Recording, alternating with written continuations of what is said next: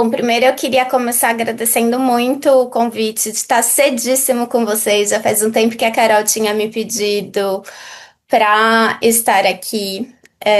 Eu achei incrível o projeto, a ideia de vocês terem esse tempo de discussão, de estarem todos juntos. Nossa, amei muito.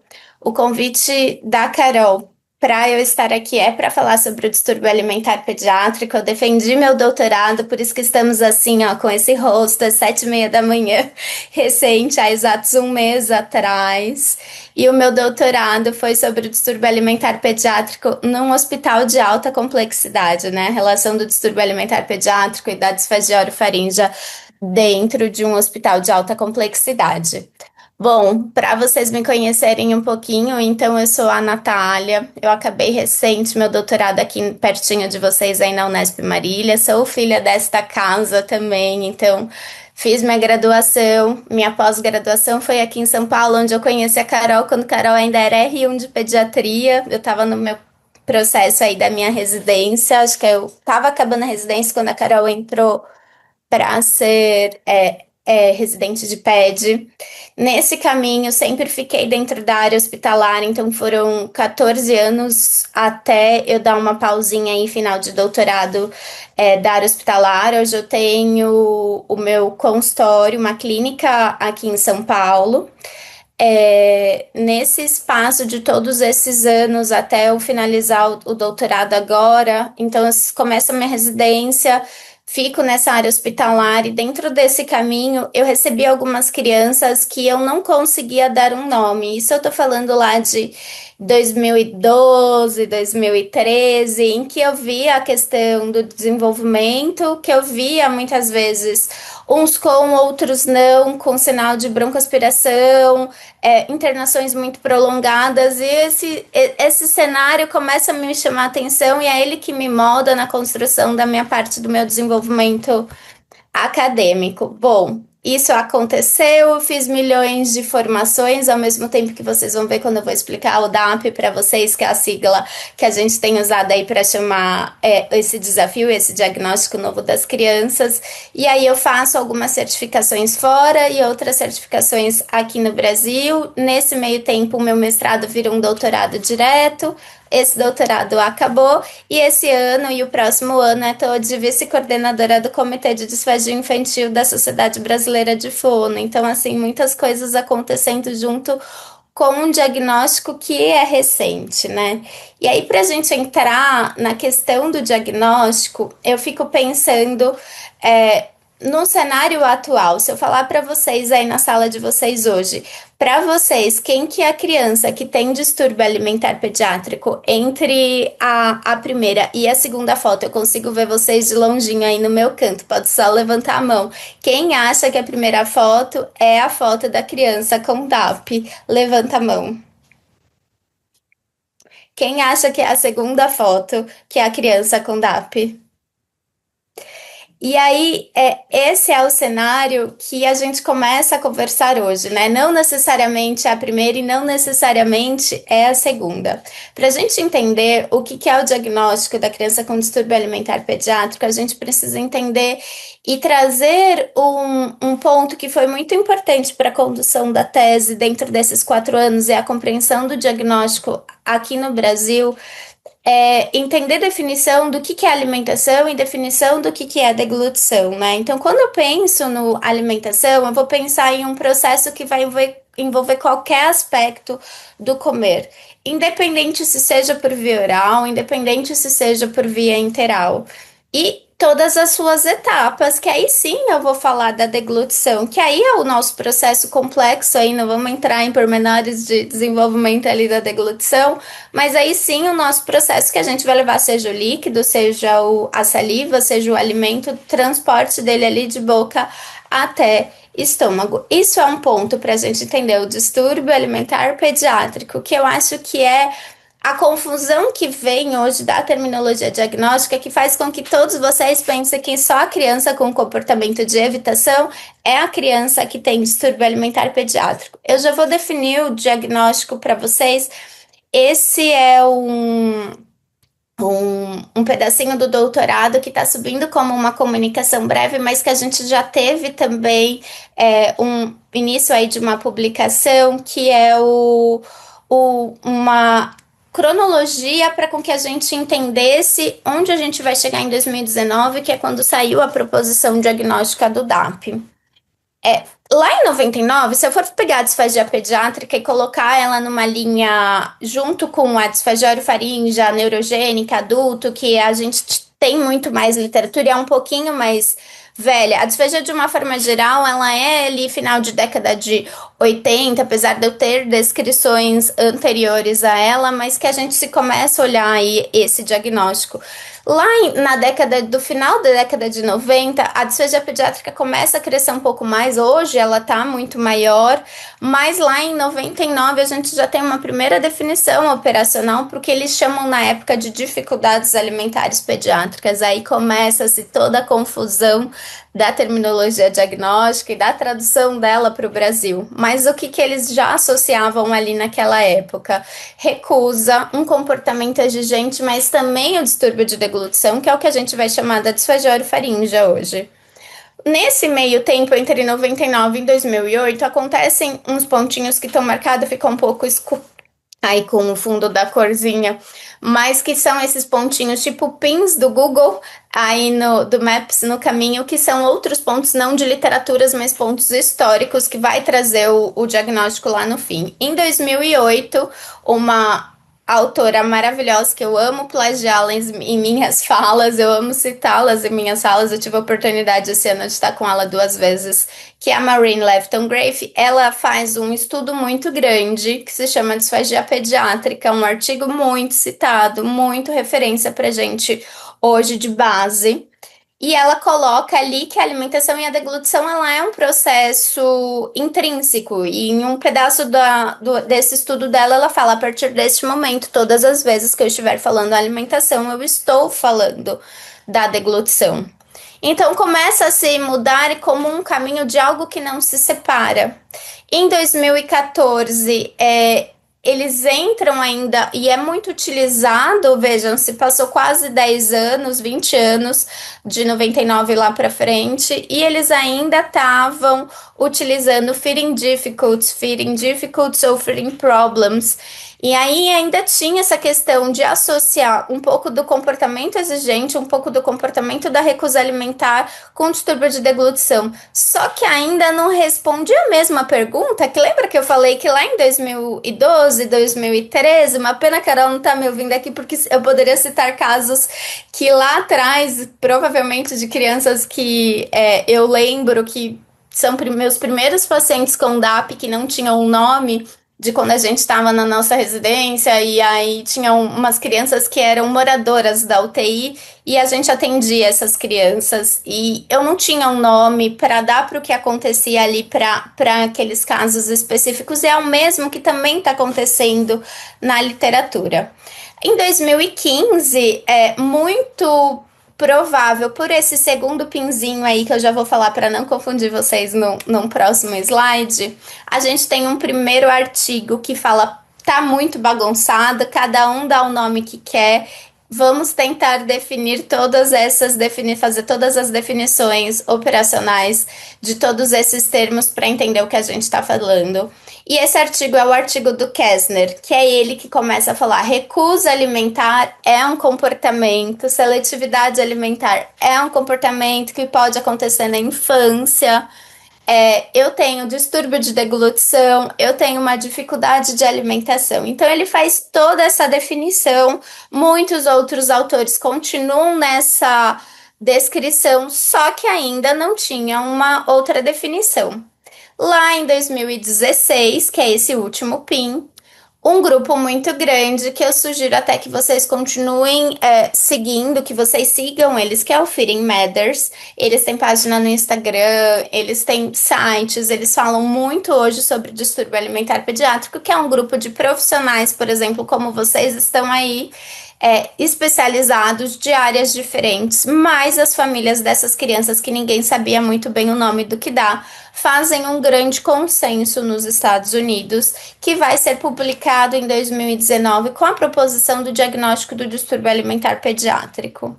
O diagnóstico do distúrbio alimentar pediátrico, ele virou um diagnóstico e ele veio ser publicado no Brasil agora em março de 2025, ou seja, esse ano. E aí vocês vão ver que é tudo muito recente, inclusive tudo isso muito recente aconteceu enquanto eu estava também no processo de construção da tese. Quais são os pontos que marcaram ali que não são de revisão de literatura, não são estudos? Em 2007, a ASHA é como se fosse a nossa Sociedade Brasileira de Fono. Aqui no Brasil é a Associação Americana deles de Fonoaudiologia, e ela tem muitas diretrizes que inclusive direcionam a gente na nossa condução de atuação fonoaudiológica aqui no Brasil. E aí a ASHA, ela coloca lá em 2007 distúrbios de alimentação e deglutição como um dos seus guidelines grandes, que até hoje existe e é atualizado frequentemente, de práticas baseadas em evidências. Nesse momento, acho que já ajuda, né? Lefton também, Marine faz parte desse processo dentro da ASHA, já começa dentro da ciência, dentro da construção clínica dela, a ir fazendo essa associação e trazendo isso para a literatura. Só que lá em 2013, um pouquinho antes de 2015, que é o artigo do Kessner, entrou dentro da atualização do DSM um diagnóstico que, minha opinião, de Natália Anastópoulou, veio a partir desse momento todo a bagunça do que a gente tem hoje. Porque aí veio dentro da literatura médica, dentro do DSM, um diagnóstico que se chama transtorno alimentar restritivo evitativo, dentro do DSM, que é o TARI. O TARI é um diagnóstico clínico, né, médico, dentro da psiquiatria. Ele tá lá dentro dos transtornos alimentares, então dentro do grupo da bulimia, dentro do grupo da anorexia, dentro do grupo do transtorno de compulsão, a gente tem o TARI, porque antes de 2013 tinha um diagnóstico que se chamava anorexia infantil. Só que também era aquilo, não dava para eu considerar o que a criança que não queria comer por algum outro motivo que a gente vai entender aqui na frente, não estava relacionado ao corpo. Então, a anorexia não fazia parte desse diagnóstico. Porém, ele ficou muito comportamental.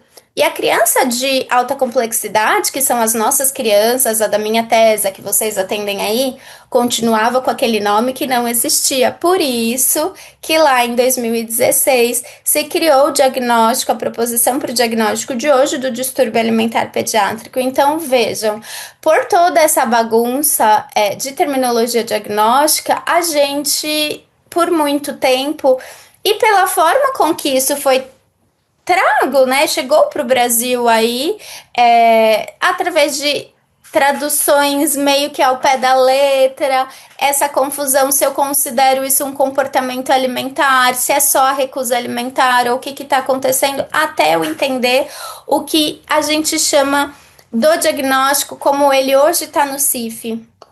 Então, se eu for pegar o diagnóstico do distúrbio alimentar pediátrico, esse consenso, ele pegou fundamentos da CIF, pegou tudo que estava acontecendo na literatura, pegou o perfil dessas crianças, porque tinham profissionais e tinham pais, e falava, gente, nossos filhos, nossos pacientes não se encaixam no diagnóstico do TARI, não são crianças que têm exclusivamente ali uma questão de alguma origem comportamental que está interferindo. E aí surgiu o diagnóstico, que é um grande guarda-chuva. E acho que quando a gente fala um grande guarda-chuva, e aí hoje eu tenho a oportunidade de estar convivendo com o Godet, que é o primeiro autor do diagnóstico de DAP, ele é colaborador, não pode ser meu orientador no doutorado por conta de burocracias de universidade, mas ele faz parte da minha pesquisa, né? As publicações, tudo que vai sair agora, a gente está fazendo junto. E a hora que eu tive o primeiro contato com ele, eu fui falar, olha, eu preciso classificar as crianças do meu banco dentro do hospital, eu preciso entender, já tinha um artigo de 2019, se eu tô falando de um comportamento ou se eu tô falando de uma situação que está acontecendo. E aí ele usa o mesmo termo que ele usa dentro do artigo, né, dentro do consenso, que é são grande guarda-chuva. A ideia do diagnóstico do distúrbio alimentar pediátrico ainda nem tinha subido para o CID na época dessa conversa.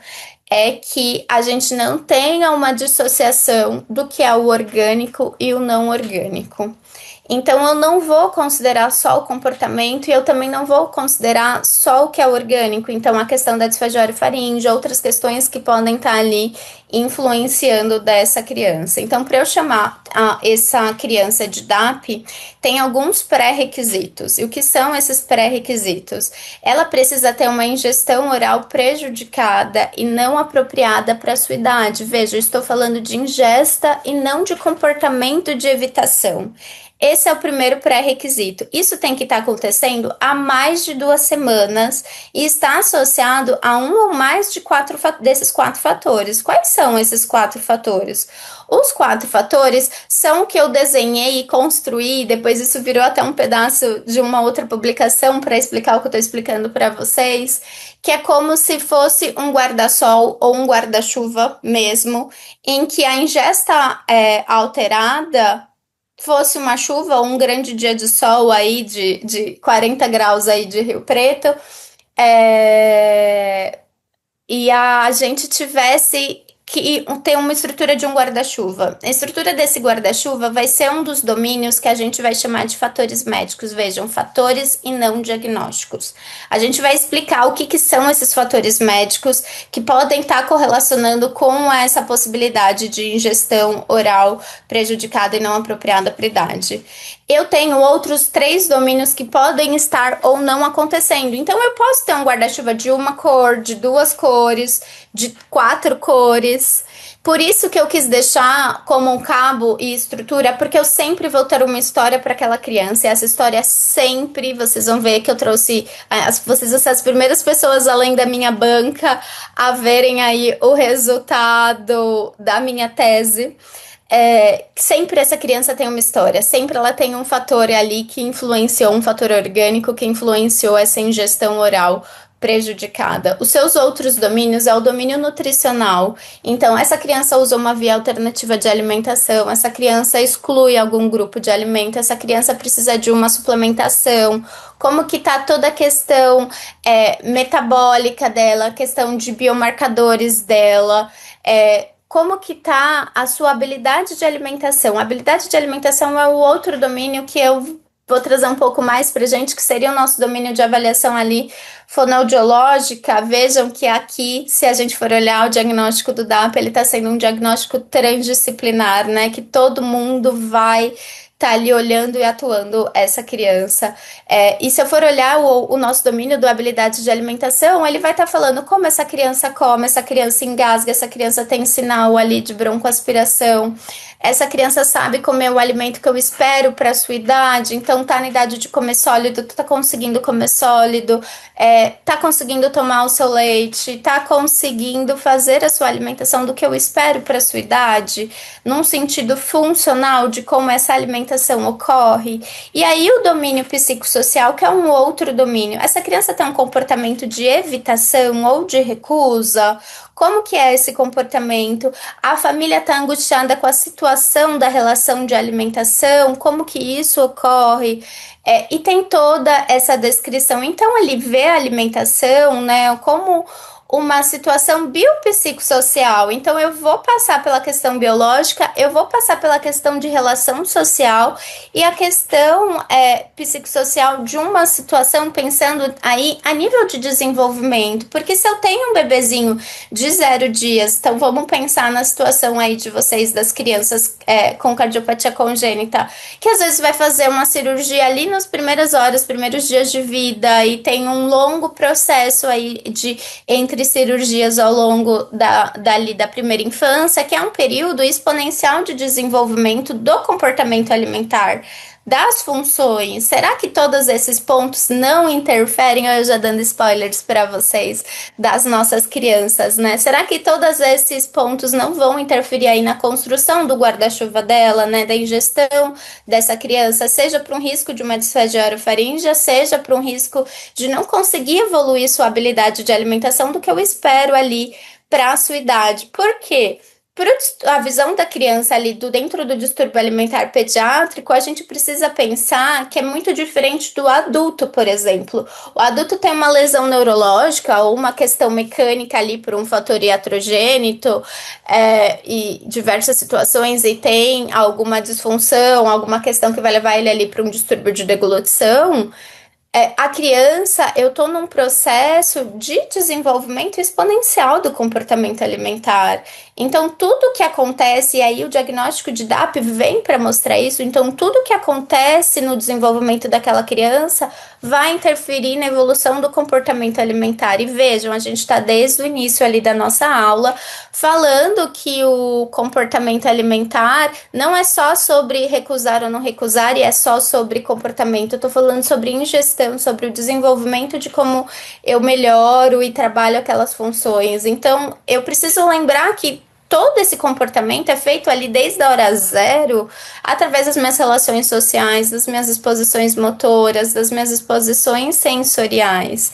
E aí, dentro desse processo, a gente também está na tradução dessa ferramenta nova, aí, então fazendo a tradução e a retradução, eu acho que ela é um slide muito importante para vocês. O pessoal daqui de São Paulo, também dos hospitais, eu tenho contato com a gastropediatria do HC e o ambulatório de Tari, do Instituto de Psiquiatria, também estão já utilizando essa ferramenta, e ela é uma ferramenta transdisciplinar.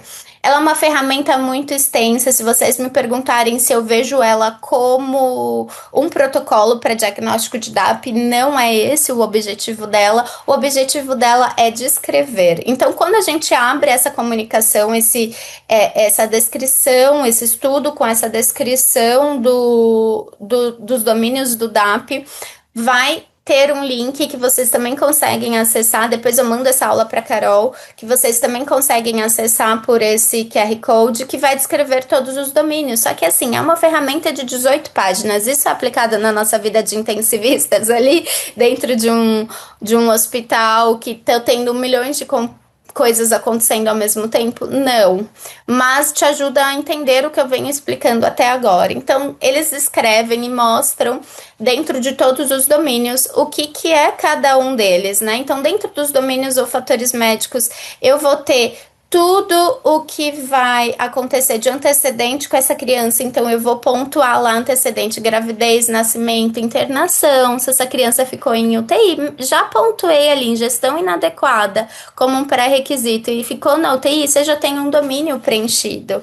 Fatores médicos, então, diagnósticos respiratórios, neurológicos, alterações de vias aéreas, cardíacos, genéticos, ou seja, tudo o que vocês veem aí todos os dias. Se essa criança realizou exames como o ED, o vídeo de glúten, endoscopia, manometria, tomografias, ressonância, naso da deglutição, tudo que vai impedir uma via oral segura, que pode levar à presença de broncoaspiração. Então, veja, a descrição do domínio médico não está falando sobre comportamento de evitação. Então, aquela criança que está só recusando ali na frente, ela pode ter DAP, mas não é sobre o comportamento de evitação dela.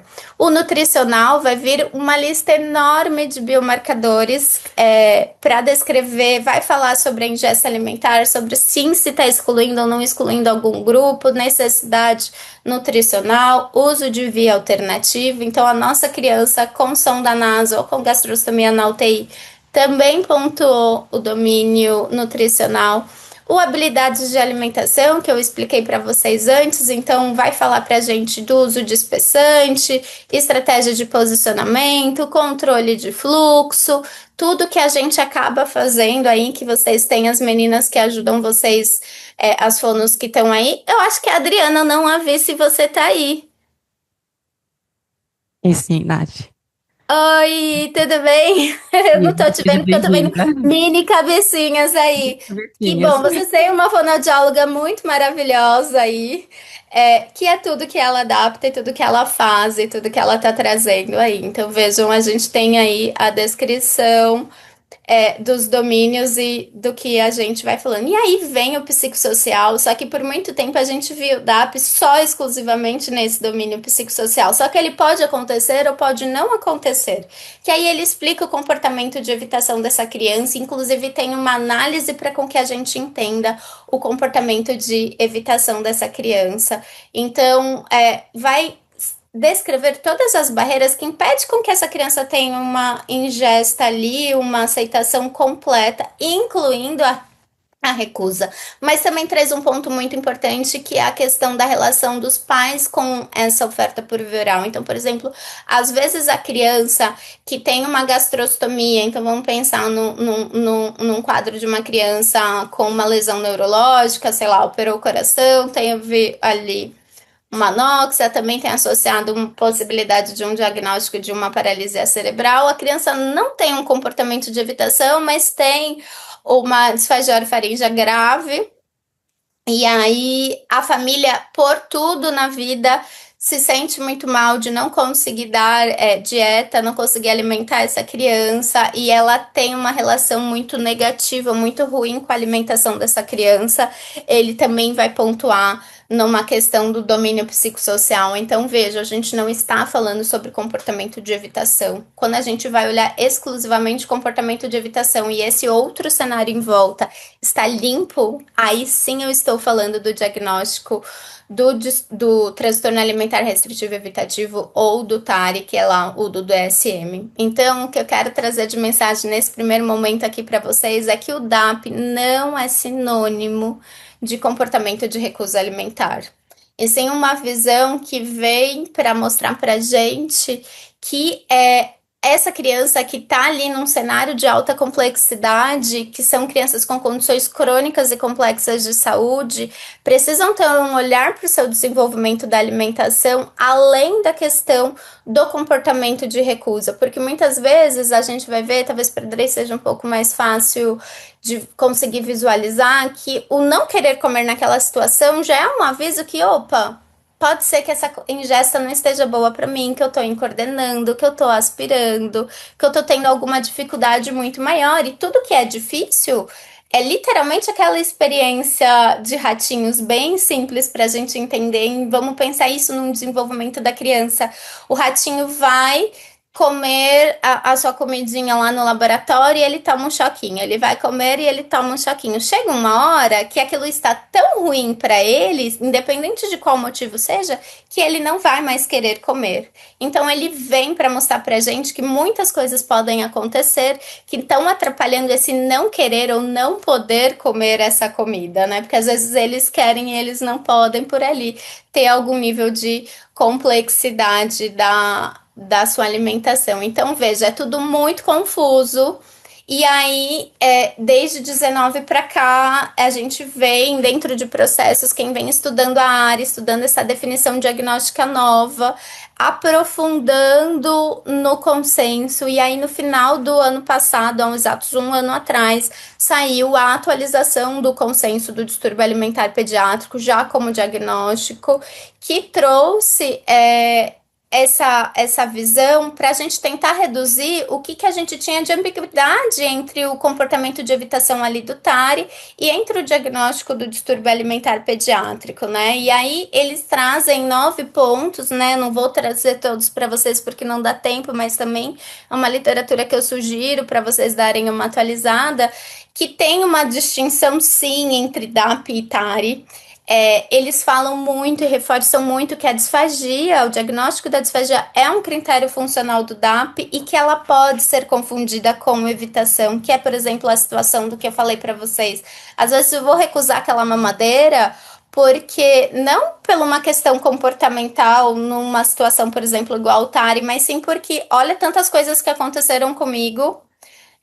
Fiquei entubado, fui tracostomizado, fiz 2, 3 cirurgias cardíacas, e eu não tô conseguindo evoluir ali aquela dieta, eu não consigo me aproximar com a mamadeira, porque eu já sei que ali tem um risco maior, né? Eu sei que se eu tomar aquela mamadeira, tem uma questão gastrointestinal muito grande, que eu vou passar mal.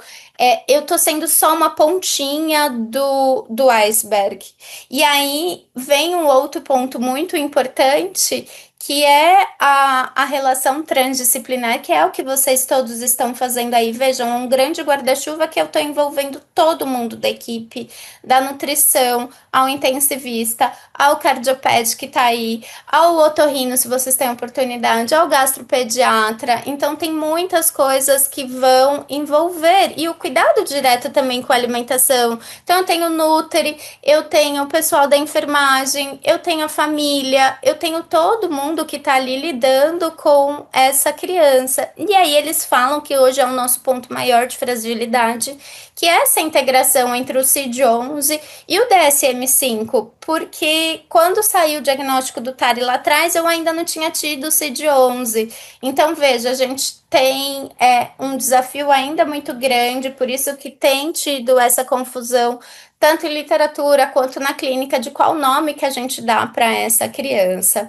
E aí, o que que eu falo nessa situação de trazer um nome importante para essa criança? Porque, assim, diagnósticos diferenciais, diagnósticos precoces, a doutor também é uma gastropediatra, o Godet também é um gastropediatra que criou o diagnóstico do DAP. Lá atrás, quando ela já via essa dificuldade, ela já falava da importância de dar um nome para esse distúrbio alimentar que essa criança está tendo, porque um tratamento para uma criança que é TARI é diferente de um tratamento para uma criança que é DAP. Então, eu tenho fatores diferentes que vão influenciar ali nessa linha terapêutica. Então é isso, o diagnóstico diferencial ele vai implicar na nossa tomada de decisão clínica, principalmente para a gente favorecer essa ingesta dessa criança. E aí vamos falar de prevalência. Prevalências ainda são, como a gente tem um diagnóstico pequeno, um diagnóstico recente, desculpa, e esse tempo ainda é pequeno, né? Estão se tendo estudos, mas a gente já tem o meu, que brevemente estará em breve publicado, logo já está no repositório da Unesp. Se não estivéssemos em greve aí dos funcionários, eu acho que eu já teria o link para compartilhar com vocês da minha tese, então em breve vamos ter. Quando eu penso na prevalência do DAP, aí eu vou pegar o que a gente já tem de estudos. O maior deles foi feito lá no estado do Arizona, né, pertinho ali de Godet, então tem interferência dele aí nesse caminho também. Mostra que uma a cada 37 crianças tem diagnóstico de DAP, ou seja, obedecendo todos aqueles critérios. Se eu for olhar dentro desse N deles, que era um N enorme, porque é o de todo o estado, né, de todo o sistema ali deles de saúde, e eu for olhar, uma a cada 3 crianças tinham condições crônicas e complexas de saúde, ou seja, eram as nossas crianças, e todas eram menores de 5 anos. Quando eu vou olhar dentro do número total, a prevalência do uso de gastrostomia ou de via alternativa de alimentação, a gente tem uma prevalência de 94%. E, de novo, sempre em faixa de crianças menores de 2 anos. Então, vejam, o diagnóstico do distúrbio alimentar pediátrico, o que a gente consegue ver com esses resultados dessa prevalência é as nossas crianças que possivelmente estão aí do lado de vocês dentro da UTI pediátrica, né? Então eu tenho muitas vezes a questão da disfagia orofaringe, às vezes eu até estou comendo, mas será que lá na frente a sua criança que está aí hoje tomando uma mamadeira, ela vai evoluir todos os níveis ali de evolução do comportamento alimentar dela dentro do processo para frente? E aí eu trago um pedacinho da minha amostra. Então, eu tive uma amostra de 600 crianças, na verdade eram 1.040, e aí eu fui perdendo algumas até o fim da minha tese aí ao longo dos 4 anos, mas a gente tinha um N grande aí, a gente acabou fechando nesse número. E aí o que que eu tenho com relação? Então primeiro eu comparei, eu analisei, identifiquei quem eram essas crianças com diagnósticos isolados. Então, se eu for pegar de uma forma geral, não classifiquei DAP. A minha prevalência de disfagia é uma prevalência alta. Lógico, estou num hospital de alta complexidade. Muitas das crianças, vocês vão ver mais para frente, vem da UTI, então eu tenho uma prevalência de disfagia de 84% dessas crianças que tinham sido avaliadas com queixa de alimentação. Não estava falando nem se era deglutição ou não. Se eu for olhar essas crianças e identificar da população toda quem é que é a criança que tem. Eu não expliquei isso para vocês, um ponto muito bom. DAP agudo quando a queixa é menor de 3 meses e DAP crônico é quando essa queixa é maior que 3 meses. Se eu for pegar olhar essas crianças com um DAP agudo, eu tenho uma prevalência alta também dentro da amostra de 88%. Então, há mais de 15 dias elas estão com ingestão oral inadequada para idade. Se eu for olhar para as crianças que estão há mais de 3 meses, esse número já sobe para 95%, que são as crianças mais crônicas, com condições crônicas e complexas ali de saúde. E quando eu vou correlacionar essa presença para disfagia orofaríngea, eu vou ter também uma prevalência muito alta, porque é o cenário também que a gente está, né? Eu não posso afirmar que isso vai se acontecer, por exemplo, num posto de saúde, num outro hospital mais baixo, mas o que eu quero mostrar para vocês com esse resultado, com esse pedacinho desse resultado, é que a gente tem uma correlação muito importante com o uso da via alternativa de alimentação e da questão do nível da ingesta. Ingesta no sentido da presença ou ausência ali de broncoaspiração. E aí eu trouxe um recorte maior para vocês verem que talvez quando eu vá comparar esses grupos, e aí eu vou mostrar mais variáveis qualitativas, vai aparecer para vocês provavelmente muito próximo das crianças que vocês têm. Então, se eu for colocar aqui, então, deixa eu olhar, só que tá pequenininho na minha tela. Se eu for olhar aqui, eu tenho o espaço que vocês têm aí. Então, eu tenho enfermarias. Lá eu também tinha um andar de uma enfermaria oncológica. Então, eu também tenho oncologia, o pronto-socorro infantil, o UTI neonatal e o UTI pediátrica. Qual é o lugar que mais tinham crianças? A UTI pediátrica. Com certeza, tanto numa visão total, sem dar o nome do diagnóstico para essas crianças, mas quanto se eu fosse olhar para a questão da criança com diagnóstico com DAP. Se eu for olhar as crianças que foram entubadas, não é a grande maioria, mas fica muito próximo ali nas crianças com DAP, entre entubado e não entubado, ele tem uma estatística bem próxima. Agora, se eu for olhar dentro das crianças com DAP, aqui muito mais fácil de vocês conseguirem visualizar, eu vou ter 94% das crianças, todas as crianças que tinham DAP, eu tenho uma prevalência de 94% de crianças que tinham. Ai, meu marido vindo trabalhar aqui do lado, vocês estão vendo ele passando por aí. Vou atrapalhar um segundo, tá? Perdi o foco aqui. 94% dessas crianças tinham diagnóstico de disfagia orofaríngea. A gente tinha, tem, né, lá dentro do hospital, que foi um hospital que eu fiz aqui, é um hospital particular aqui em São Paulo, um protocolo de broncoaspiração.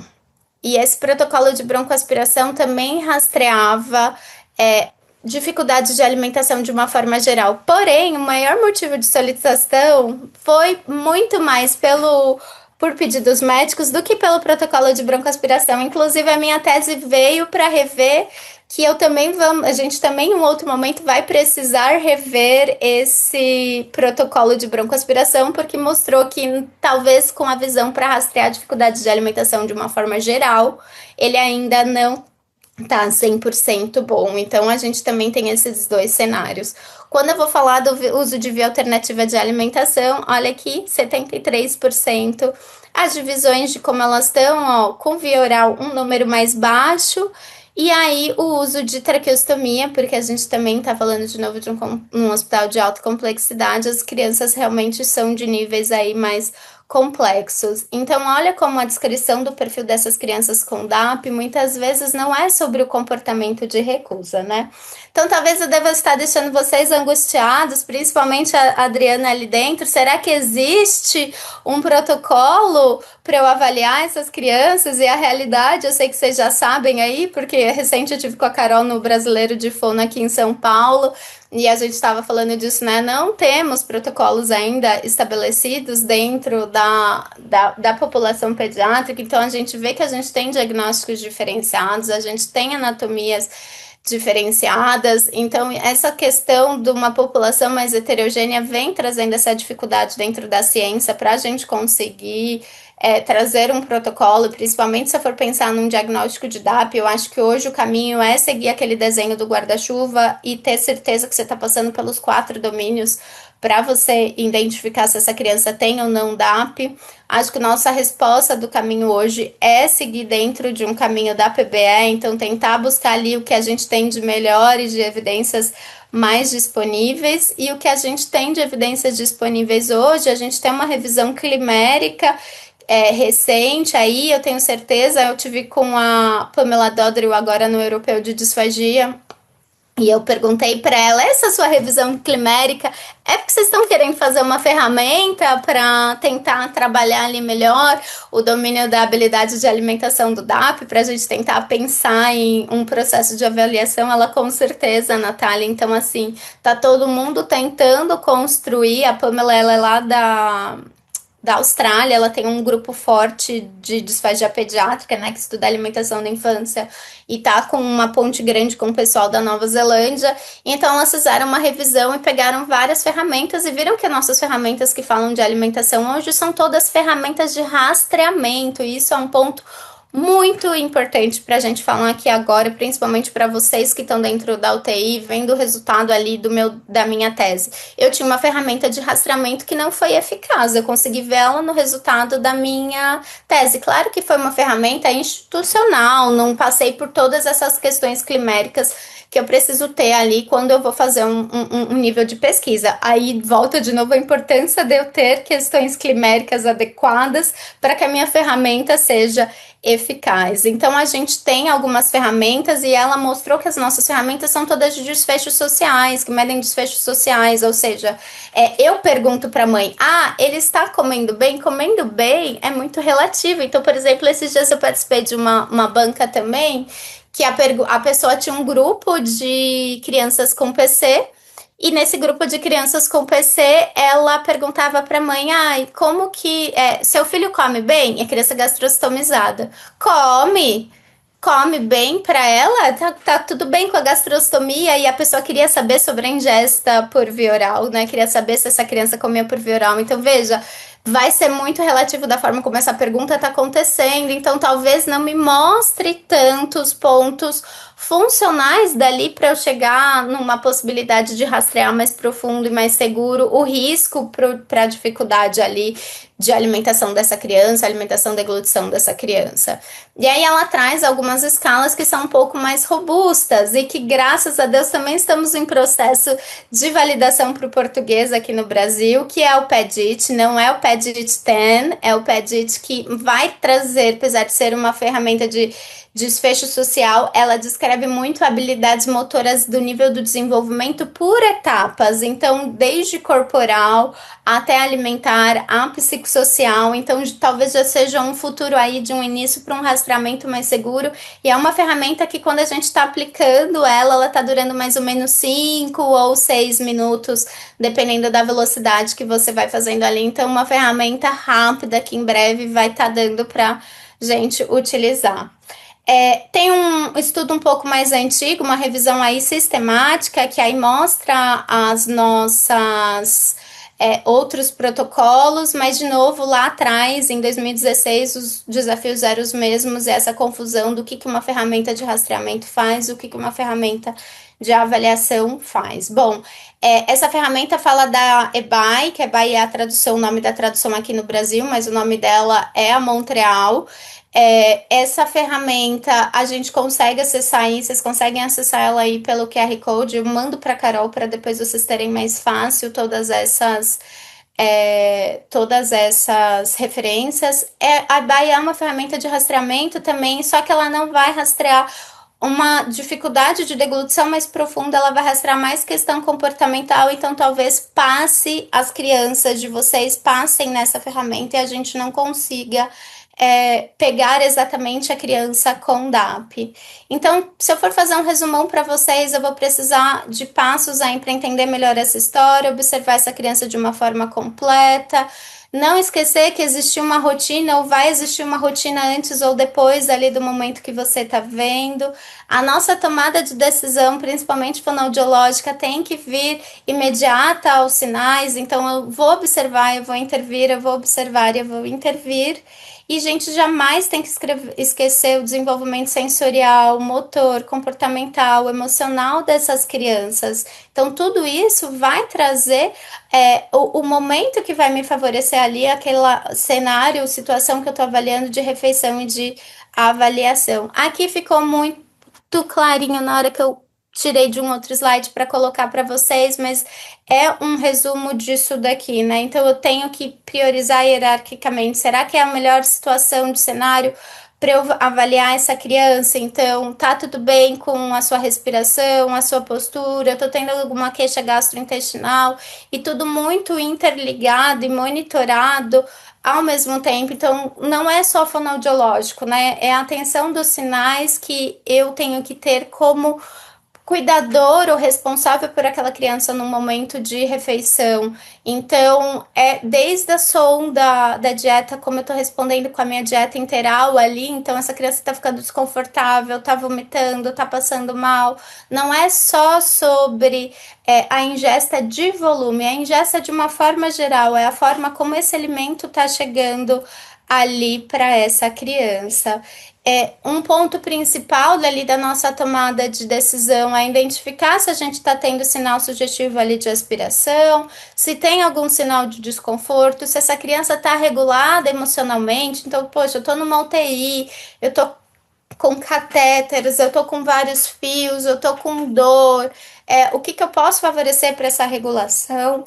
Como que tá essa oferta? Tá numa oferta de uma forma segura ou de uma forma responsiva? E aí, para a gente falar de responsividade, eu quis trazer brevemente aqui, né? A gente tem milhões de pontos de assuntos para falar e eu sei que eu já estou passando a minha hora.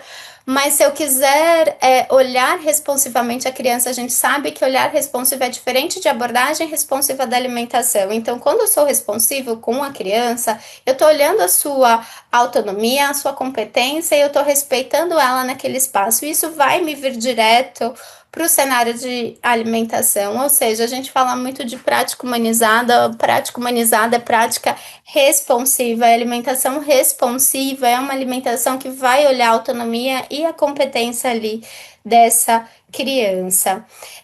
Gosto muito também desse estudo, eu quis colocar ele para vocês porque ele representa as nossas crianças, então veja que a questão da deglutição, ela é o meinho ali desse diagrama, inclusive o tema e o nome desse assunto é melhores práticas baseadas em evidência para lactentes com distúrbio alimentar pediátrico, com dificuldades alimentares pediátricas, na verdade não é o distúrbio, ele coloca como dificuldade.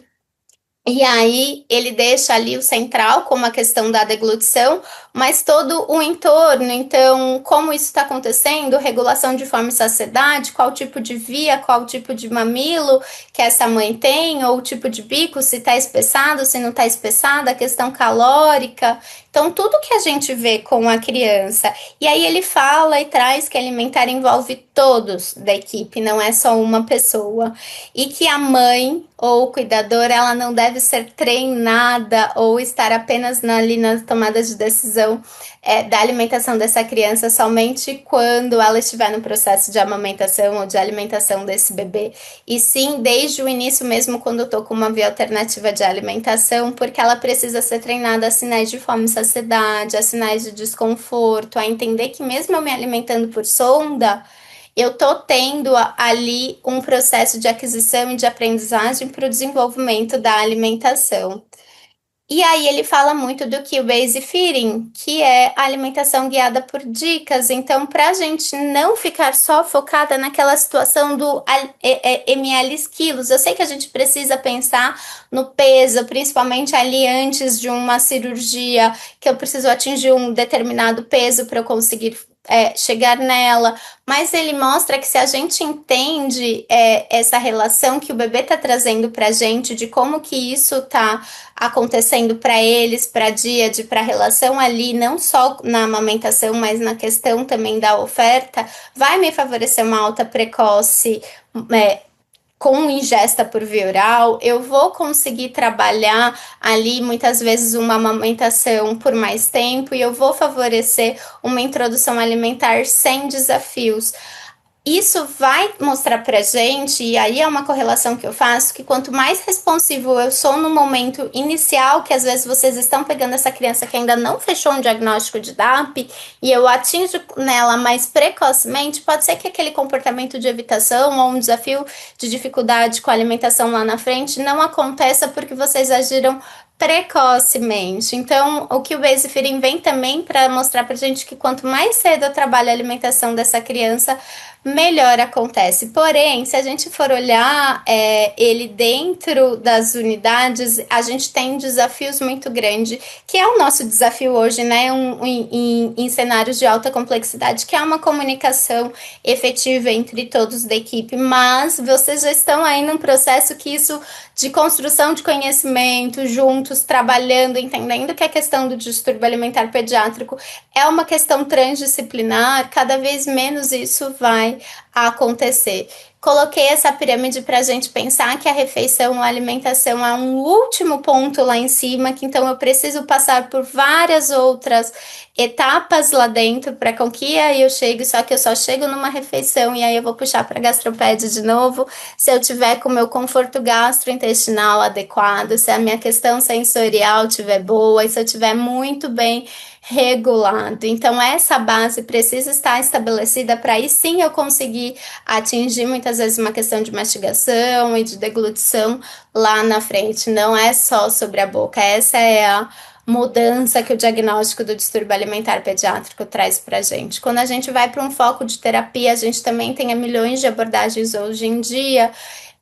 Eu gosto muito dessa frase que as mudanças elas não têm que ser impostas pela gente. As mudanças num sentido de tipo, o bico que eu vou utilizar ou o alimento que eu vou servir. Claro que a gente vai escolher o de mais segurança, mas ela tem que ser uma parceria também entre o terapeuta e a criança, e eu acrescento entre a família ali na frente. Então, é a análise do cenário todo como um grande guarda-chuva. O que eu quero trazer de mensagens para vocês para casa é que vocês guardem que o DAP ele é multifatorial e não dicotômico, não tem uma separação entre orgânico e não orgânico. Que o DAP ele vai olhar o desenvolvimento do processo do aprendizado alimentar dessa criança e que a nossa atuação com DAP ela é transdisciplinar. DAP não é recusa alimentar, a gente precisa ter uma atenção triplicada com crianças com condições crônicas e complexas.